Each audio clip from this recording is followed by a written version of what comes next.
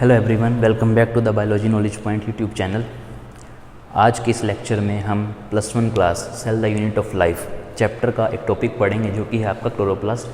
Chloroplast एक double membrane structure है जो कि आपका प्लांट सेल के अंदर प्रेजेंट होता है। इस स्ट्रक्चर के अंदर हम बहुत सारे पार्ट को पढ़ेंगे इन डिटेल।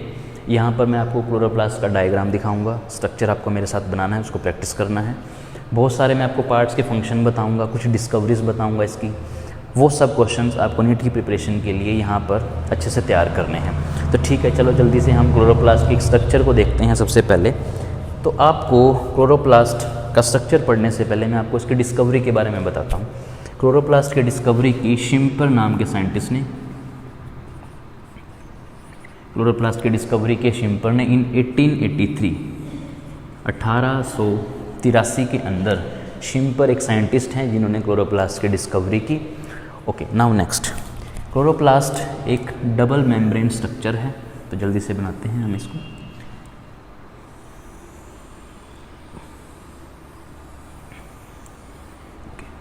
तो this is a basic structure of chloroplast. ये एक बेसिक मैंने आउटर मेम्ब्रेन और इनर मेम्ब्रेन बनाई है। तो चलो इसको लेबल करते हैं। ये आपकी आउटर मेम्ब्रेन है,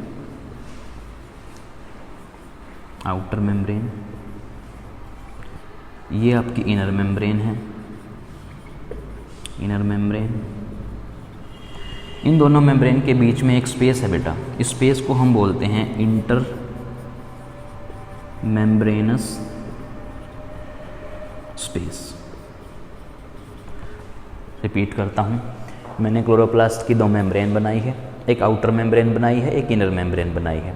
ये मैंने आउटर मेम्ब्रेन, इसको बोलते हैं इनर मेम्ब्रेन। दोनों मेम्ब्रेन के बीच में एक स्पेस है, इसको आप बोलते हैं इंटर मेम्ब्रेनस स्पेस। ओके, आपके क्लोरोप्लास्ट के अंदर खुद का एक जेनेटिक मटेरियल होता है जिसको आप बोलते हैं डीएनए। ये मैंने बना दिया बेटा डीएनए। इसके पास खुद का डीएनए होता है। नेक्स्ट मैं यहाँ पर बनाता हूँ, ये है आपका राइबोसोम। राइबोसोम आपका 70S टाइप का राइबोसोम क्लोरोप्लास्ट के अंदर प्रेजेंट होता है। अगर किसी बच्चे को ये नहीं पता ये 70S क्या है, तो मैंने ऑलरेडी एक लेक्चर अपलोड किया हुआ है राइबोसोम की स्ट्रक्चर के ऊपर। दोनों टाइप के राइबोसोम मैंने बताए गए हैं, आप उस लेक्चर को देख सकते हैं। उसके बाद मैं यहाँ पर कुछ स्ट्रक्चर बनाऊँगा।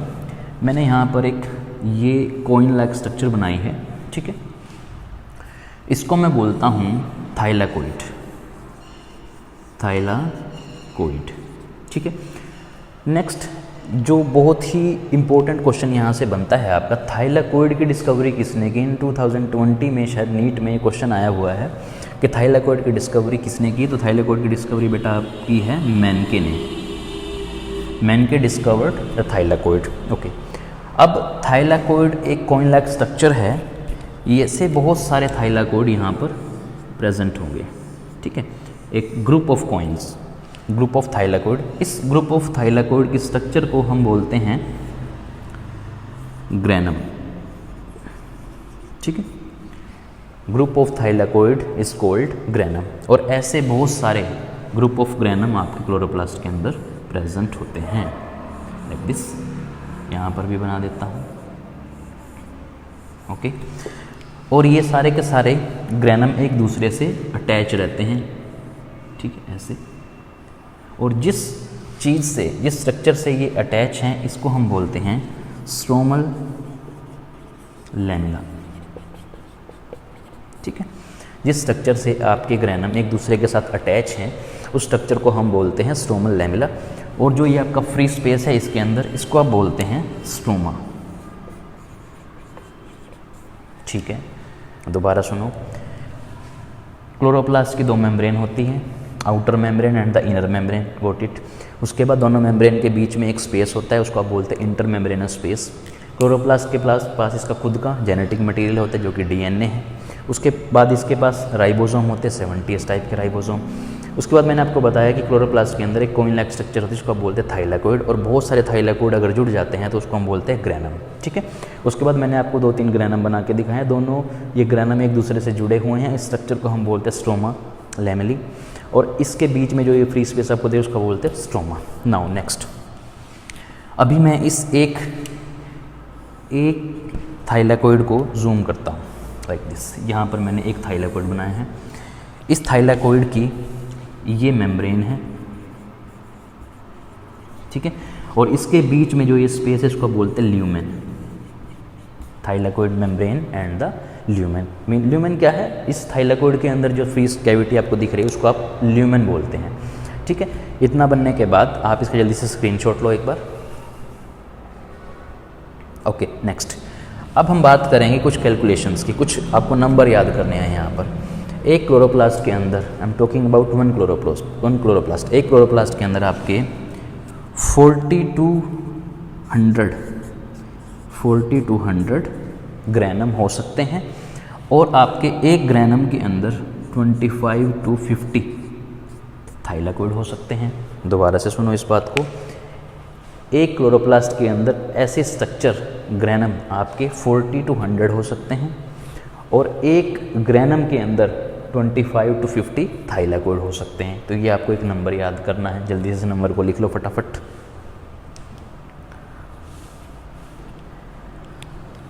हो गया? ओके, तो ये आपके क्लोरोप्लास्ट की एक डिटेल्ड स्ट्रक्चर है। इसको मैं दोबारा से रिपीट करता हूँ।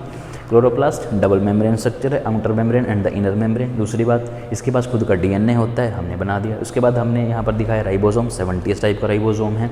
कॉइन लाइक स्ट्रक्चर को हम थाइलाकोइड बोलते हैं। बहुत सारे थाइलाकोइड जुड़ जाएंगे तो हम उसको ग्रैनम बोलते हैं। ग्रैनम एक दूसरे से जुड़े रहते हैं स्ट्रोमा लैमेलिया से, फ्री स्पेस को आप स्ट्रोमा बोलते हैं। ओके, अब 2-3 बातें मैं आपको बताता हूँ क्लोरोप्लास्ट के बारे में। क्लोरोप्लास्ट एक सेमी ऑटोनोमस स्ट्रक्चर है, सेमी ऑटोनोमस सेल ऑर्गेनल है, क्योंकि ये भी दूसरे के ऊपर डिपेंडेंट रहता है। जैसे आपका माइटोकॉन्ड्रिया है वैसे ही ये भी आपका दूसरे की हेल्प लेके काम करता है, तो सेमी ऑटोनोमस इन नेचर है। उसके बाद डबल मेम्ब्रेन है, डबल मेम्ब्रेन है इसके